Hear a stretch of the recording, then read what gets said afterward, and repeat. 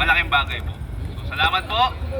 Sana next time, no, mas maayos natin at mas ma-improve natin yung evacuation drills. Okay po ba yon? Masahan po ba namin yon? Improve natin kasi mas maganda. Mas maganda yung grade natin kasi may checklist kami during evacuation drills. So, check namin yon kung ano yung mga nakita namin at hindi namin nakita during that time. So, again, salamat po at isang ligtas na araw po sa inyo.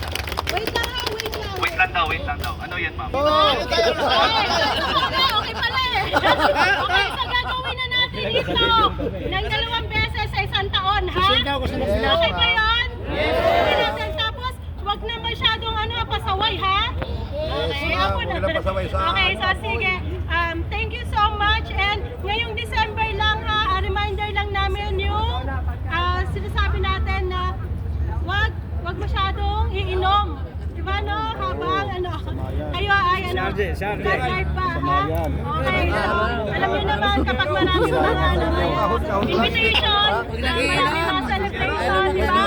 Kailangan natin mag-uwi ng pampauwi, diba no? So reminder lang din yan, okay, sa inyo. Tawagin natin si Sir BJ kasi siya yung overall na in charge dito sa Parañaque DC. Okay? Sir, ikaw sa closing na natin.